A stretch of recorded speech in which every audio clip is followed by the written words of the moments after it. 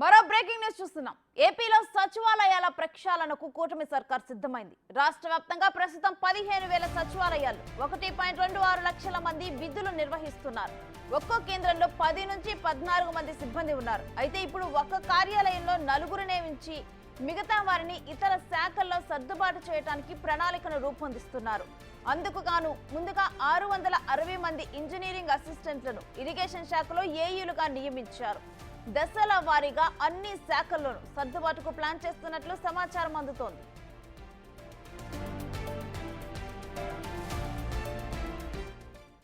ఇదే అంశానికి సంబంధించిన డీటెయిల్స్ మా అమరావతి ప్రతినిధి శివ అందిస్తారు. శివ, శాఖల వారీగా సర్దుబాట్ల గురించి డీటెయిల్స్ ఏంటి?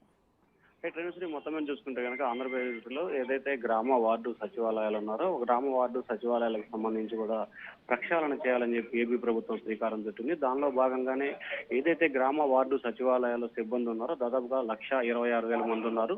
ఒక్కొక్క విభాగానికి సంబంధించి 10 నుంచి 14 మంది వరకు కూడా ఉన్నట్టు తెలుస్తా ఉంది. వీటన్నిటికి సంబంధించి ప్రక్షాళన చేయాలని చెప్పి ఏపీ సర్కార్ నిర్ణయం తీసుకుంది. ముందుగా చూసుకుంటే కనుక ఇరిగేషన్ విభాగానికి సంబంధించి దాదాపుగా 6 నుంచి 8 మంది కేటాయించాలనేది ప్రధానంగా ఏజెండా కనిపిస్తా ఉంది. మొదటగా ఇరిగేషన్ అలాగే ఏఈలుగా నియామకాలు చేపట్టాలనేది ప్రభుత్వ ఆలోచనగా కనిపిస్తా ఉంది. మొదటి విడతగా దాదాపుగా 660 మందిని బదిలీ చేయాలని చెప్పి కూడా నిర్ణయం తీసుకున్నారు. ప్రస్తుతం ఒక్కొక్క సచివాలయానికి సంబంధించి దాదాపుగా 10 నుంచి 14 మంది వరకు కూడా ఉన్నట్టు తెలుస్తా ఉంది. సో ఈ నేపథ్యంలో వీటన్నిటికి సంబంధించి మార్పులు చేర్పులు చేయాలనేది ఏపీ ప్రభుత్వ ఆలోచనగా కనిపిస్తా ఉంది. సో ఆలోచనలో భాగంగానే ప్రస్తుతం ఉన్న సచివాలయ సిబ్బందిని పూర్తి స్థాయిలో తగ్గించి వివిధ విభాగాలకు సంబంధించి ఏదైతే అనేక శాఖలకు సంబంధించి ప్రభుత్వానికి సంబంధించి దాదాపుగా 149 శాఖలు ఉన్నాయి. ఆ శాఖలకు సంబంధించి ఒక్కొక్క శాఖకు సంబంధించి కూడా కొంతమందిని సర్దుబాటు చేయాలనేది ఏపీ ప్రభుత్వం ఆలోచనగా కనిపిస్తా ఉంది.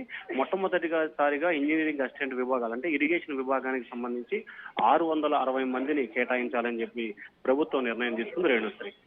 Right, thank you Shiva.